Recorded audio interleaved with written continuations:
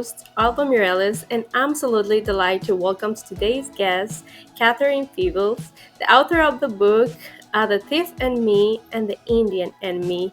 Catherine, thank you so much for joining us. Well, thank you.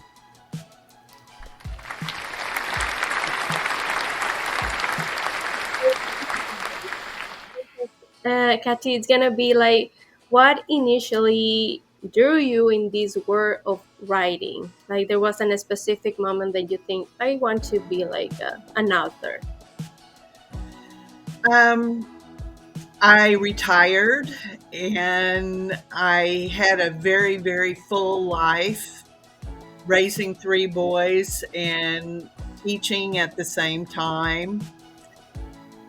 And I got bored and I've always wanted to write. And I thought, well, now's the time to write. When I was teaching, I found out that a lot of my students had no clue about history at all. And I thought, I want to write a book that's packed with history. And I've always read, romance, and I thought, okay, I'm going to write a historical romance. But what really spurred me on was the fact that I would interview a lot of my students as they came into my classroom and found that I would say 95% of them had no idea why we fought the Civil War. They had no idea why we fought the American Revolution. They know nothing about why they are sitting in this country. And I wanted to show them what it took to get this country that we live in. It wasn't easy by any means. Yeah, yeah, totally. Like it's something that probably you as a young person in school you don't think about those things, right? It's just like okay, this happened this year, but I don't know like the details, and that's good that you thought about it, and it's something interesting. And can you talk a little bit about your book, The Thief and Me? Like it's inspired on what? Well, the first book is The Indian in Me. And it's about a British woman that comes over with her abusive husband, who's a military guy. She's given the task of teaching an Indian English and map making skills. Her husband has hired him to lead his troops through the New England wilderness. He's abusing her at the same time. And in fact, he only married her for her money. And he's somewhat planning on killing her over here. Once he has her money, so he wants to get rid of her. Well, the Indian his name is Kai. He gets wind of this, and while they're working on their lessons, they develop a relationship, and he tells her, "You need to leave him. He's going to kill you." And eventually, she does.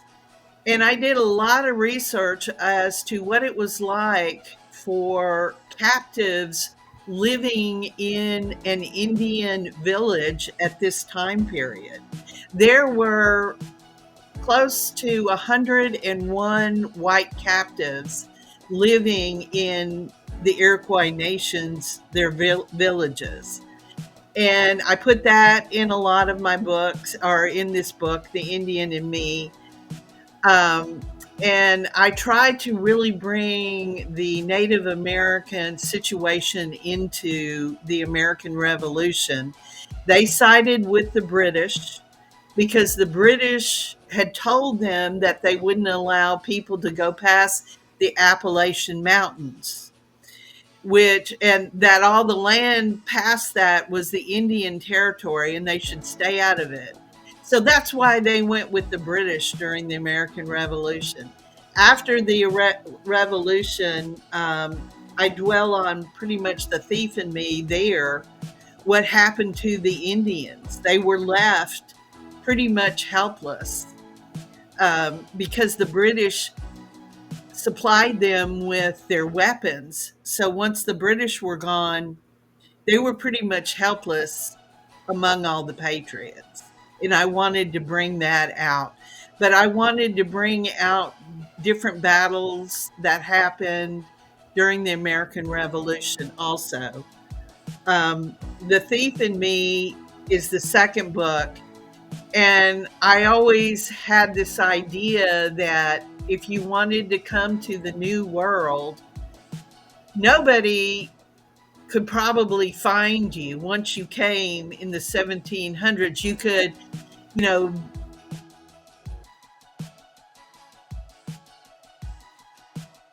and so my main character in this book, he robs in London, he's living in London, robs his employer and jumps on a boat heading to America with soldiers running after him. And there's no brakes on a boat. Once it gets going in the harbor, it's bye bye.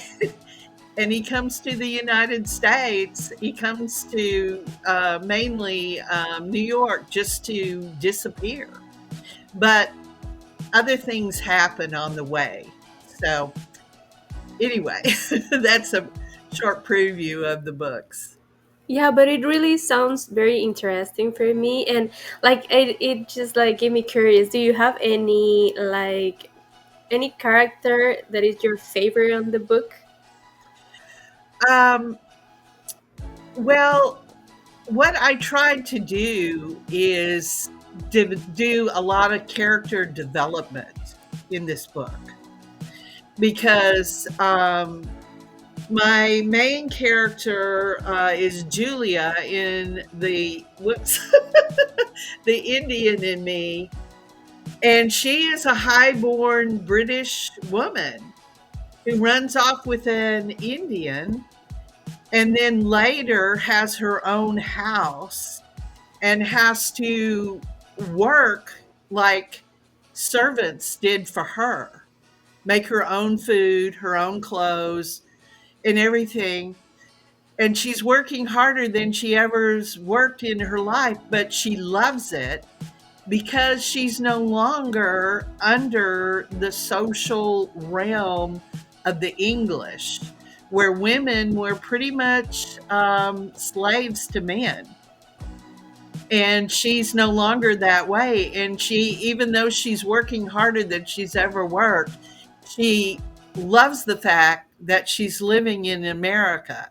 And this is what I tried to do with my characters, is how they're coming from another country, realizing they're having to work hard, harder than they've ever worked before in America to survive, but absolutely saying, this is where I belong. And I don't regret for a minute leaving the country I came from. And I tried to do, like I said, character development in this way. Okay, that sounds good. And like, what's the message that you hope that the readers can take away from this book? Well, both books are in a small, take place in a small community. And the community is so small that it doesn't even have a name. And by the end of the second book, they've decided, I think we need to name this community. But you see the characters that are living there saying, we want a good place to raise our children. We want an honest place. We want some place that we can be proud of. And that was the main idea of people coming to America, working harder than they've ever worked in their life before, but saying, no, this is where I want to be because I'm developing this community the way I want a good community to be, whether it's religion, um, and just helping each other out, women bonding together. When one woman was having a baby, they would come and help each other, just, helping each other in every way they could. That, yeah, yeah, because those kind of peoples are the ones who wants a better place for everyone, right? And they're Right. fighting for. And like, it was did you face any challenge when you were writing this book? Like, probably mixing history with romance, or like any challenge? Yes, I tried to make it as realistic as I could.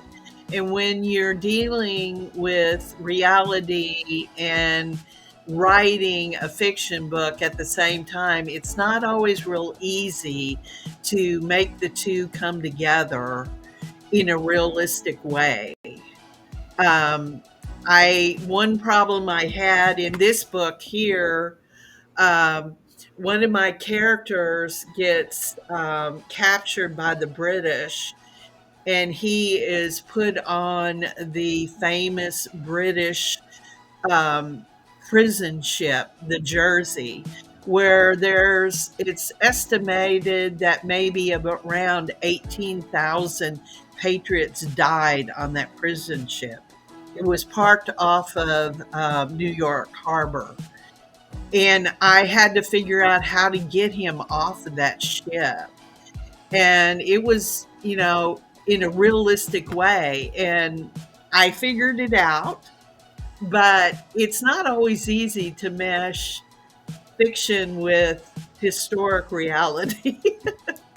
Yeah, yeah, because it in some point you don't want to sound like too crazy, right? To like fiction, because it's based like in the history that it was like long time ago. And do you have any advice for the new writers that are thinking probably I need to write about this? Well, what I had wished I had done is I wished I had done more research on publishing a book before I did it. Um, you have to really have a good fan base already developed. And I did not know that when I did this book. And that's what I'm trying to do right now, is develop a fan base. That was, I think, the major mistake I made.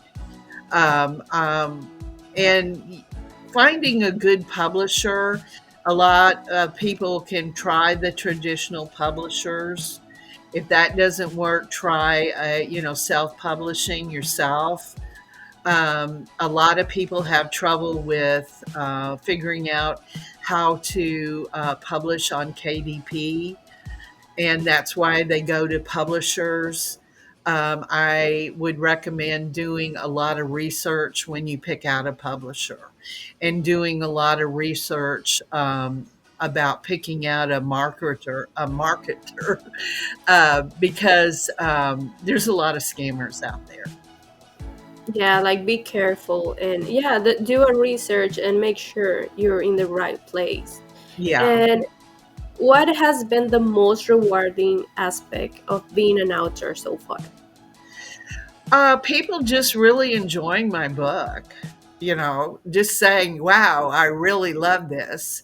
Um, I think, as an author, you have to be ready for, people criticizing your book, and taking that, but it just makes you feel so good when someone says, you really entertain me, and you're a storyteller. And I'm like, thank you, thank you. Yeah, yeah, and it really sounds interesting for me. It's like one book that I really want to read, and where we can find your books. Okay, it's on Amazon, it's on Kindle Unlimited. You can find them on the Libby app. It's on Kobo, it's on Hoopla, it's on Audible and Spotify. I spent a small fortune making two audibles, one for the Indian me and one for the thief in me, using dual narrators, both a male and a female. I won an award for both of them, for both of my audios on the Book Fest. So if you can find the audibles on Audible, and you can get if you don't want to pay for that, you can go on to Libby and find them on the Audible, the books and the Audible on Libby and Spotify. Okay, sounds great. And are you currently working on any new projects that you can share? I would love to do a book on the Civil War, but that it involves a ton of research, because once again I try to keep it as realistic as I can and try to give my readers as much history as they can possibly put in their head. And that the American Revolution, I knew that, but doing the Civil War, man, that is huge. Yeah, Huge. long story, right? A lot of things happen. Yes. Yeah. Yes. Yes. Okay, thank you so much, Catherine. It has been a pleasure having you on Authors Radio. Thank you for giving us a glimpse into your work and sharing your passion. Listeners, be sure to check her book. Thank you for tuning in to Authors Radio, amplifying voices, inspiring the world. Join me next time for another inspiring conversation. In the meantime, happy listening. Thank